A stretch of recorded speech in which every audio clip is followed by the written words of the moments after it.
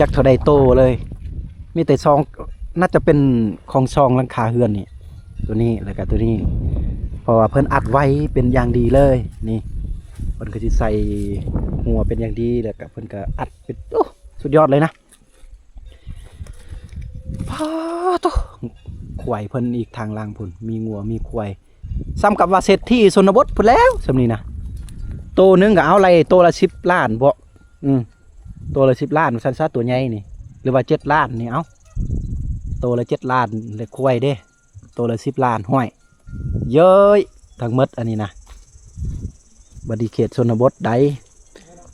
เนาะโอ้ดีโตสุดยอดเลยหลังคาเฮือนซองหลังคานี่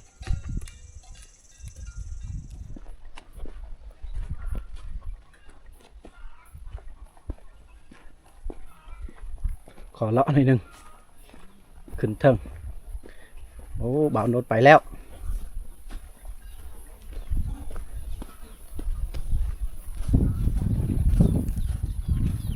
โอ้มันเป็นหมู่บ้านเด้โอ้ไปทางเทิงพุ่นผมคิดว่าแบบมันเป็นเฮือนโซนกระเจ้าซื่อๆอยู่นี่แต่จริงมันเป็นหมู่บ้านกระเจ้าหอดเทิงพุ่นโอ้กักเอ้ยบ้านนี้สบายดีไปแล้วเปิดละอ๋อเพิ่นไปอยู่ลุมพุ่นแหละถามมาสักไปใช้มีแต่สีไปข้างหน้าโอ้ผูกผ้าป่าไม่สูงเลยนี่เป็นผู้หัวโล้นเลยแล้วก็นี่เป็นผู้ที่แบบมีหน้าผาเนี่ยป้าต้องน้ำนี่น้ำไหลตลอดเลยบกขาดทรายเด็กสุดยอดเลยจะเป็นแบบถอใหญ่เลยมาทางทีนี่โอ้โหอีกครอบครัวหนึ่งอยู่คุณอ้อมแอมด้วยไม้ไผ่เปลี่ยนเพิ่นทางนี้ก็เป็นทางเข้าไปชวนกับเจ้าได้นะทางไปชวนจุดแหละโอ้โหขักแห้งมีกันมาด้วยทีมงานเข้าไปนำกันคุยคนมักเลาะ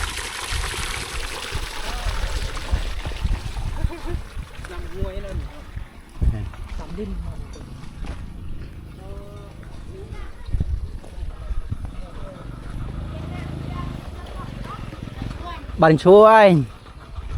เจ้าตะแล้วเจ้าโอ้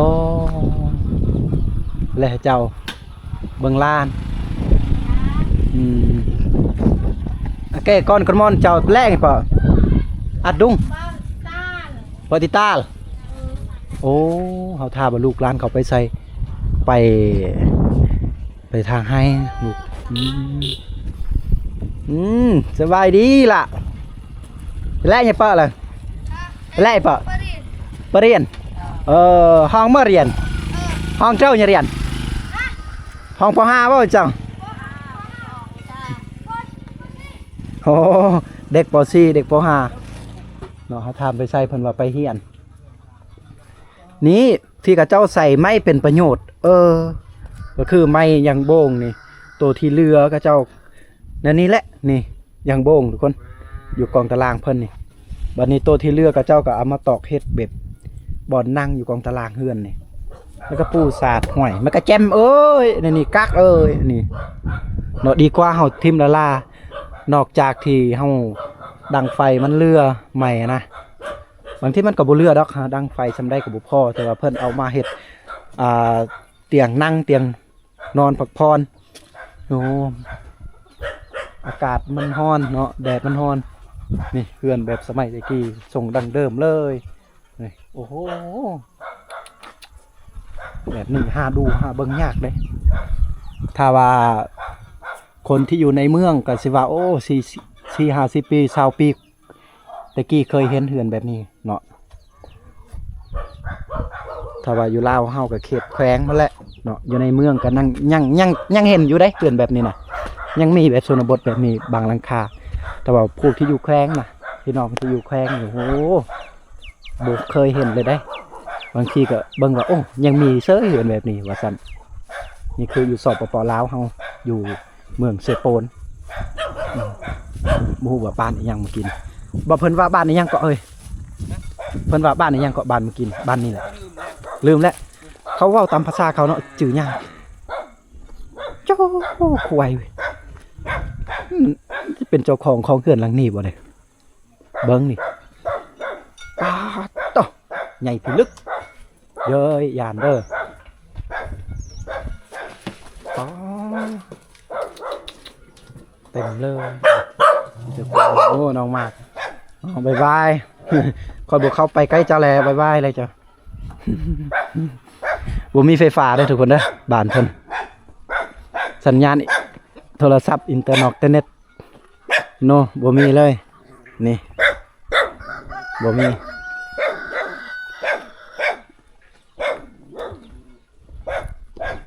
บ่ได้เฮ็ดให้แต่เฮ็ดนานี่งัวเพิ่นเต็มเลยทั้งงัวทั้งควายโอ้บาปเพิ่นตั้งเลี้ยงงัวเลี้ยงควายหลายเลยโอ้โหเอากะบ่หลายครอบครัวเลย2-3ครอบครัวนึงได้อยู่นี่นะทำอิฐทีมงานเฮาว่าสิบ่ทายได้บ่เข้าไปได้แล้วก็จอดรถพักผ่อนน้อยนึงแล้วก็ถือกองไปนำโอ้กระเทินเลยถ่ายไปเลยถ่ายลิ้นไปเลยพอได้เห็น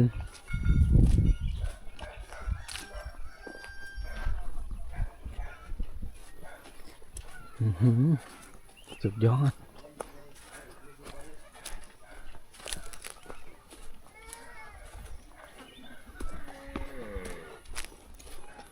ขกตามเข่าของกระเจ้าขกแบบง่ายใหญ่น้ำนี่มีทุก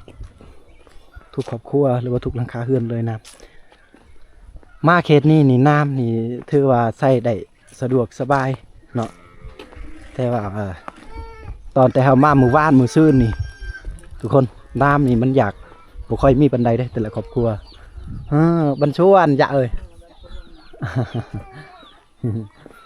บ่อนนี้จะเป็นเฮือนโอ้ห้านขายเครื่องเนาะโอ้ห้านขายเครื่อง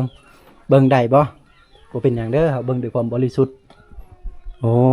ห้านขายเครื่องมีกินน้ำมันแหละจะเป็นห้านเวียดบ่ห้านลาวเฮาเนาะห้านลาวเฮานี่ห้านขายเครื่องกระเจ้าโอ้โหครบเลยนี่นี่บ่อนนั่งเล่นแล้วก็เพิ่นเฮ็ดห่มๆแน่จักน้อยนึงนี่ก็บ่ห่มหลาย ใส่แล้วเบาโนดทาเพิ่นมาเลย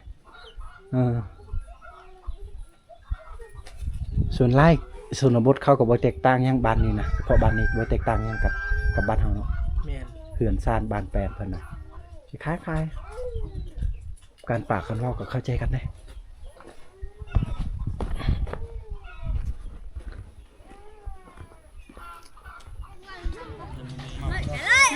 อันนี้คือย้อนยุค90ทุกคนที่หาดูหรือว่าหาเบิ่งยากคู่มือนี่เนาะโอ้โหเป็นยามตอนแรงได้ตอนนี้บรรยากาศนี่เริ่มมืดแล้วก็บ่เห็นแล้วห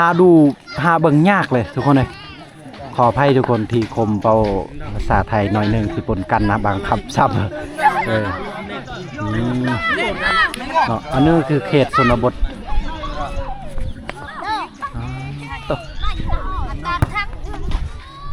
ผู้ที่ใส่เสื้อสีเหลืองผู้นี้นะ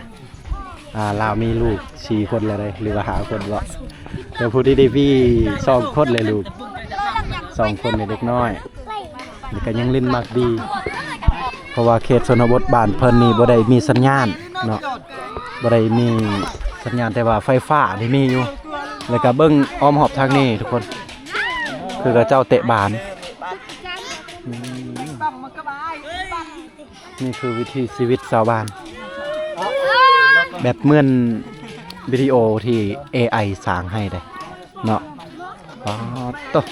แต่อันนี้คือความจริงเลยบรรยากาศสุดยอด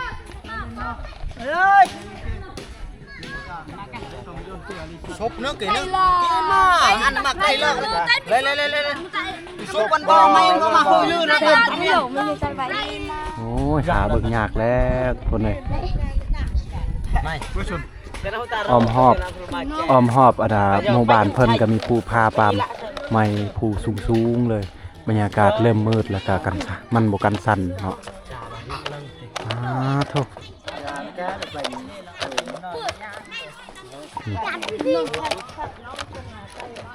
ชนบทที่เรียบง่าย Nhớ tạm chút Đánh sát đi Thôi อยู่ในเฮือนหลังนั้นก็สิมีไฟกำลังเฮ็ดกินอยู่เตาไฟโธ่ Xuân nó bài Xuân Mày Xuân mày bánh lệ bỏ Mày này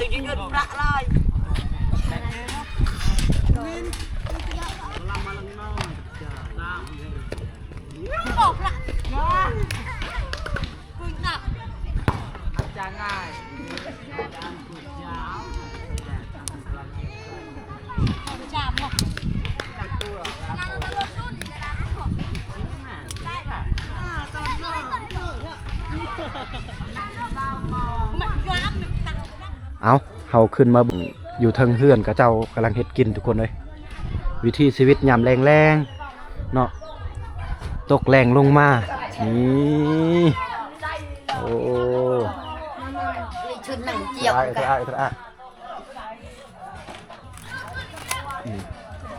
ป้าโถยเละโถยกับเจ้ากำลังต้มบ่อนได้อีหม้อตับใหญ่ไออับโนไรหม้อตับไปตะkia in đặt cái chèn chèn là cả nhạc muốn no sợ của mày cái cha ui เราว่าสิเอาข้าวสารแน่น้อยนึงแล้วก็ต้มแบบข้าวเปียกทุกคน à đòn bờ răng răng กับบอนนี่บอนไปว่าดอนได้ภาษาส่วนเผ่าเขตนี้เนาะมันเนาะตาได้เนาะมา đôi อ๋ออันนี้ข้าวเจ้าแปลว่าโดย đôi เพิ่นสิเฮ็ดแบบ đòn เพิ่นสิเฮ็ดแบบข้าวเปียกเอาเม็ดข้าวสารหน่อยนึงเนาะ nổ bậy bữa ăn là mà đôi อันนี้คือสองผัวเมียที่อาศัยอยู่ในเฮือนหลังนี้ อันนี้จะเป็นบอนนอนของเพิ่นเนาะนี่สองผัวเมียเพิ่นนอนอยู่นี่เลยใช้ชีวิตอยู่เขตนี้นี่หมอมแม่ไปกระโปงเอียงกันเลยอันนี้คือเฮือนซานบ้านสองกระเจ้าอยู่ข้างในเบิ่งวิถีชีวิตจนจำแรงเลย หลังจากที่เฮาได้หับส้มตอนเว้นมาฮอดตอนแรกอันนี้คือวิถีชีวิตกระเจ้าจะเป็นผ้าเนาะแล้วก็มีมันต้นอันนี้แล้วก็เจาะแต่ว่าน้ำกระเจ้าใส่น้ำสะอาดมาหอดจอดเทิงเขตนี้แล้วจะเป็นกันตองแทละเคียนั่นเองเนาะอันนี้มักพริกที่กระเจ้าตั้มบางยานี่เตียวซากนี่คือว่าคักแทะซากอันนี้กระเจ้าหาเก็บแบบง่ายๆทุกคนเก็บน้ำเซ่ได้นี่มันเป็นก้อนหินได้ก้อนหินใหญ่ๆก็เจ้าไปน้ำเซแล้วก็เบเตะบุยเรียลองบ่เลยย้ำถ้าเราว่าถ้าจะเป็นไม้แล้วมันบ่แลกปันไดบ่บุคักว่ะแต่ว่าอันนี้จะเป็นก้อนหินที่ก็เจ้าเก็บมาแต่น้ำเซหรือว่าน้ำห้วยเนาะแล้วเวลาตำนี่สบายเลยบ่ต้องซื้อได้ซากนี่ก็ได้นี่ประมาณนี้แหละโอ้โหวิถีชีวิตก็เจ้าเฮามาตามติดวิถีชีวิตชนเผ่าสุกแล้วบาดนี้เนาะแจ้นเยอะเลยโยเฮียมานี่โอ้ทอดโยเขาว่าสุกหรือว่าย่างหรือว่าใช่เลยมาเลยพ่อมาดันเอาขอบใจขอบใจใช่เอาสิลงลุ่มเลยได้บาดนี้นะนี่จะเป็นทานนี่เพิ่นเผาเอานี่ทางคุณกับแซวลินมักบียังบ่แล้วอยู่เด็กน้อยเนี่ยโอ้ยจังแม่นคักแท้วิธีชีวิตสะอ่อนเด้สะอ่อนที่บอนในหมอกในเมืองหรือว่าบอนตกแข่งเจริญเนาะเฮือนแบบงามๆรถลูล้าเฮือนลูล้าถนนหรือว่าเดินกับบางคนกับแบบเฮ็ดแบบคักๆเดินนะก็ยังมีบางเรื่องบอกเข้าใจกันเฮือนต่อเฮือนบ้านต่อบ้านแต่ว่าอันนี้อยู่อย่างมีความสุขแบบเรียบง่ายเลยเนาะบางคนก็ว่าโอ้เวลาเบิ่งคลิปคมชนเผ่ากระโดแล้วก็เฮ็ดให้แบบคิดฮอดคิดถึงในยุคแบบ 4-50 ปีย้อนหลังว่าซั่นก็แม่นได้ความจริงได้ ตอนนี้คมจะได้บันทึกไว้เวลาลูกหลานหรือว่าเขตชนบทนี้เพิ่นใหญ่มาเพิ่นโตเพิ่นแก่แล้วเพิ่นกลับมาเบิ่งคืนได้ถ้ามัน YouTube มันบ่ระงับ2คมหรือว่าคลิปของคมมันบ่สูญหายก็สิได้เห็นอีกในเฮือนซานบ้านแปนเพิ่นตอนนี้แบบสิอีก50ปีคมเชื่อว่า50ปีสิบ่เห็นแบบสิอีกได้ก็สิบ่มีคนรุ่นลูกรุ่นหลานรุ่นเลนมาลิ้นมากบีอยู่หน้าเดินแบบสินะบางทีก็อีก10 20ปีจะเป็นบอนเดินนี่ก็สิเป็นโรงงานอีหยังกันแล้วแต่เฮาก็บ่ฮู้นะนี่แหละคม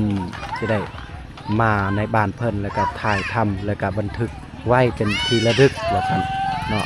โลกคู่มือนี่มันเฮ็ดง่ายแล้วเนาะเปิดกว้างแล้วยังเห็นเด็กน้อยขี่รถถีบก็มีรถจักรอยู่โอ้เสียบรรยากาศเลยก็เห็นรถจักรอยู่ นี่เด็กน้อยก็ยังขี่รถถีบอยู่อันนี้จะเป็นโอ้ล่มแล้วทางปุ่นเด็กน้อยล่มรถถีบแล้ว3 คนเนาะเด็กน้อยก็เจ้าโบวนเรื่องเกมคือนั่นนี่แหละก็เจ้าโบวนเรื่องอื่นก็เจ้าเตะบานแบบม่วนๆแล้วก็ขี่รถถีบเนาะยังมีความสุขเนาะอันนี้คือเด็กน้อยเขตชนบทเริ่มมืดแล้วเด้อทุกคนเอาทุกคนคมต้องขอบใจทุกคนในไลน์ที่ได้เบิ่งได้เห็นและก็สละเวลาอันล้ำค่าของทุกคนกลับมาเบิ่งคลิปของคมชนเผ่ากระโดในหมู่บ้านเพิ่นหลังจากเฮาได้รับชมได้เบิ่งได้เห็นในตอนกลางเว้นเนาะก็สิมีหมู่บ้านนึงที่เฮาไปแล้วก็มีงัวหลายๆตัวควายหลายๆตัวเนาะหากะเลาะหน่อยนึงหลังจากนั้นเฮาก็ได้กลับมาที่หมู่บ้านลึกลับอีกหมู่บ้านนึงในเขตชนบทในเขตเมืองเสโปนแขวงสะวรรณเขตอันนี้ก็เจ้าลินมักดีคือเด็กน้อยเนาะแล้วกับผู้ใหญ่ก็ลินนี่คือวิถีชีวิตเขตชนบทเลยย้อนยุคบางคนก็ว่าคิดฮอด10-20 ปีที่ผ่านมานะก็ยังมีให้เห็นอีกผมได้ถ่ายบางคนก็ว่าขอบใจหลายๆที่ได้เฮ็ดวิดีโอแบบนี้เฮ็ดให้คิดถึงนะก็ต้องกราบขอบใจทุกคนคือกันที่สละเวลาแล้วกลับมาเบิ่งคลิปของผมถึงแม้ว่าอาจจะในการถ่ายจะบ่งามคือผู้อื่นเนาะในการปากกันเว้าบางคำกับสุภาพบางคำกับบ่สุภาพก็ต้องขอโทษอภัยทุกคนในไลน์เนาะทุกคนสำหรับคลิปนี้ก็บ่มีหยังหลายเด้อขอให้ทุกคนนั่นขออวยพรทุกคนอยู่ดีมีแรงสุขภาพแข็งแรงร่ำรวยอายุยืนยาวมันยืนทุกคนบายบายทุกคนพบ EP ต่อไปหรือวิดีโอถัดไปเฮาไปบ้านใดอยู่ที่ใดก็บัดแล้วเฮาเบิ่งน้ำกันได้เห็นน้ำกันไปทุกคน